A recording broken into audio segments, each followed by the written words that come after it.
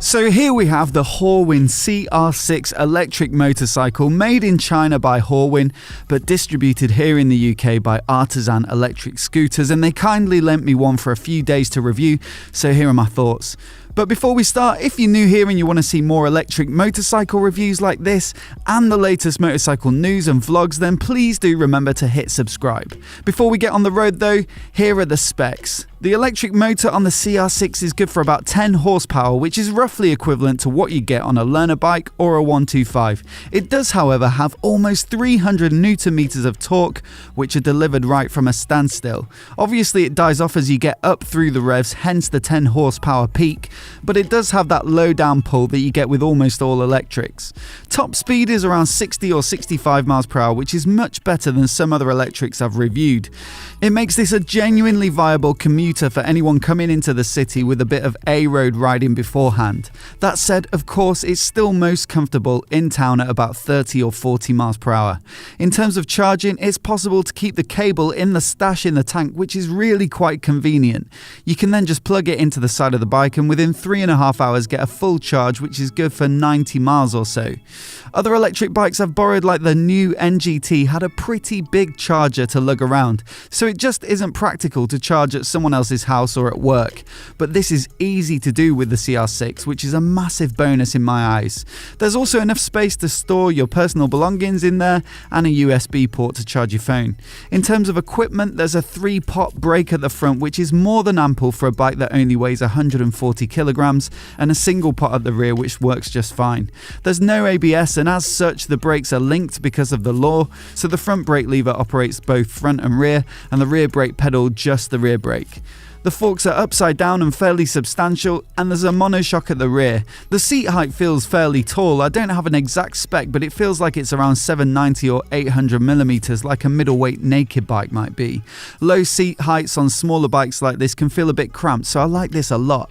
It's a simple bike in terms of tech. It does have keyless ignition, which allows you to lock or unlock the bike and enable the ignition, but if you're still using the steering lock, then of course you'll still need the key. Otherwise, there's an ignition button and 2 riding modes on the right hand switchgear, and on the left there's a headlight switch, indicators and a horn. The dash is also simple, showing revs, speed, riding mode, battery charge level and mileage, and to be honest, that's all you need on a simple little commuter. There are provisions for a passenger like a grab rail and decent foot pegs, but that cafe racer style seat will almost certainly be uncomfortable for anything other than short stints. It looks like it'd be easy to remove the rail and pegs with a few bolts, so personally I'd do that as I don't take a passenger often and would prefer the sleeker look. But perhaps for some folks it's a nice option to have the ability. The CR6 costs about $5,000, so it'd be relatively cheap to finance, and the other running costs on electrics are pretty low, so it'd make a decent budget get-about. There's also a $6,000 Pro model on the way, which I'm really keen to test. It has a bit more power at 15 horsepower, but also a manual 5-speed gearbox, which I think would really appeal to existing bikers who want a bit more character and engagement to their ride. So hopefully I'll get hold of one of those at some point, but for now, let's take the CR6 for a spin. Alright, so you just need to flip the side stand up and then hit this ignition button and it'll say ready when it's good to go. I'll stick it in mode 1 here. Hit the gas and you're off. No clutch, no gears, no nothing. It's in kilometers per hour. I probably should have looked at how to change that by now, but I have to do a bit of quick mental translation there. Apologies for this camera angle. I couldn't actually find anywhere to mount that, but it's better than nothing. It's a bit wonky though. I mean, what I'll do is I'll ride this out to, there's a bit of sort of 50 mile an hour dual carriageway, so I think taking it over there, because that's the difference between this bike and the new NGT or a scooter like that, or some of the smaller electric bikes, is yeah, this actually has the ability to go on that kind of road as well as nipping through town traffic. The thing that jumps out about this bike immediately to me is just how little it feels. I mean, it's ideal for riding in town because the bars are narrow, the bike's narrow. When you're kind of looking ahead, it just disappears beneath you. Stick it in mode 2 here to get a bit of acceleration. It's very smooth still. That initial twist of the throttle doesn't give you a torquey like jolt. It smoothly delivers the first few miles per hour, and then yeah, ramps it up from there. But yeah, it's ideal for filtering this bike. It's so narrow.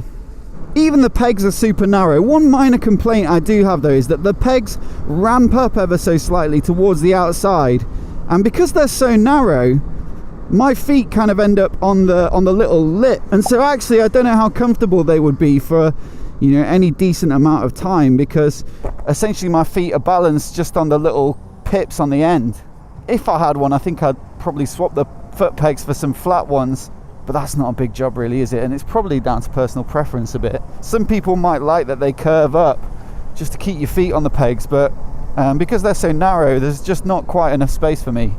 All right, here we go. We're in mode 2, so there should be enough welly to cruise along with the traffic at 50 here. Oh, come on, mate.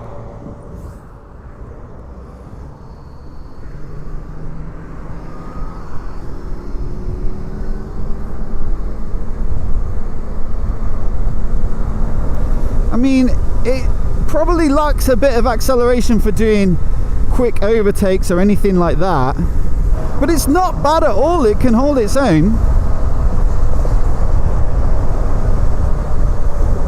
Yeah, like as the traffic moves off, look, I've got the throttle pinned and it's pulling away from me, so you wouldn't do anything particularly adventurous with your overtaking, but if you're happy just covering a few miles in the left-hand lane here, then there's enough to go at. But yeah, I'll come off here. Easily comfortable enough and cruisable enough to do that for a bit of commuting every day. The ride is not bad as well, actually. I had a Sinis Bomber a few months ago, which is a little 125 Chinese made as well, and I did feel like the upside down forks were a little bit overkill because it made the front end heavy compared to the rest of the bike. But maybe because this has got a decent bit of mass with the battery and the motor like electric bikes do, you know, that's not lightweight equipment, it sort of balances it out a little bit, and actually it doesn't feel like that. It feels very stable, and yeah, it's quite nicely planted. I do often wonder if big upside down forks like this are a little bit too firm for small bikes, but it's not bad here. And the shock's not bad either, and it's got a bit of padding to it, the seat, so yeah, it's generally quite comfortable. And like I say, the seat height's not too low, so I don't feel too cramped up. Definitely commute on this easily. A word on the brakes. Normally I hate combined braking. There's a few examples where it works, where, you know, I had the Honda Goldwing a couple of weeks ago. On such a big heavy bike like that, it does make sense. But on the smaller bikes where they're built to a budget, and so they don't put ABS on them, and then it's a legal requirement to have both brakes operable by at least one of the levers, yeah, it just sucks. The main problem with it is that I found the rear brake locks up too easily. When you use the front, you know, brake lever on the bars, it'll put the front brake on, and if you're doing an emergency stop, as all your weight shifts forward, it takes the weight off the rear, and then that just means it slides so easily, so you don't have that ability to control either brake. My other issue with it is that a lot of learner riders will be learning to ride on these little bikes, and part of learning to ride is knowing when to use the rear brake, when to use the front, when to use a bit of both, and how much of each in order to stop safely. And it takes away the ability of doing that. In a way, like, ABS is great for that, because sometimes when you give it a bit too much rear brake, you'll hear it chatter as the ABS kicks in, and you think, okay, well, I gave it a little much there. But yeah, you just don't get that chance with combined braking. But I think the implementation on this bike is as good as it could be, because I've found that the rear actually doesn't lock up all that often. So maybe it's just the case that they've got the balance between the front and rear brake right, and, you know, that's pretty good. I think also possibly the tyres are better on this bike, which means that rear doesn't lock up. I mean, you can still do it, especially if you move forward and put the front brake on.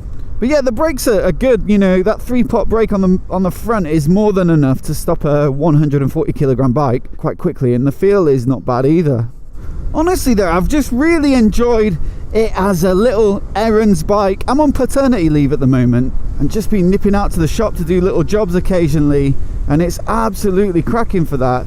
And it just seems a bit more viable as a commuter, given that it can just get up to 60, 65 than, you know, something like the new NGT, which is truly an inner city bike, where it's limited to sort of 40 miles an hour. And honestly, sometimes in London, the traffic, even though it ought not to get up that quick, you know, sometimes the traffic does move at 35, 40, and yeah, that's the sort of max for that bike. So I just feel like a bit more headroom on this bike makes it a bit safer perhaps, and yeah, you can do those extra bits of faster road if you need to.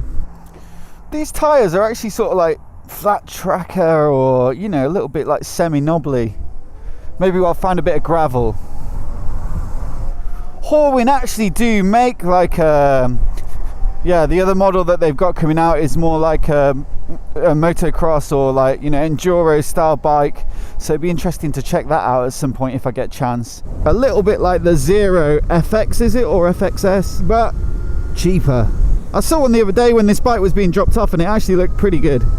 Alright, it's absolutely not billed as an adventure or gravel bike, but there are little occasional trails in South London like this. Look, cobbles. Got it in mode 1. There's not much engine braking. Whoa. On a bike like this, electric, but easy. Look. Whoa. You know, back when London was a whole series of little villages, all these little lanes existed, and most of them have been swallowed up, but you can still find them. There's another one down here somewhere.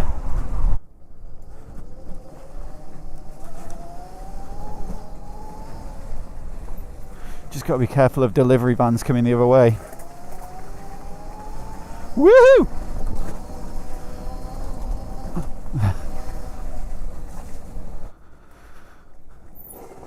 Sorry, mate.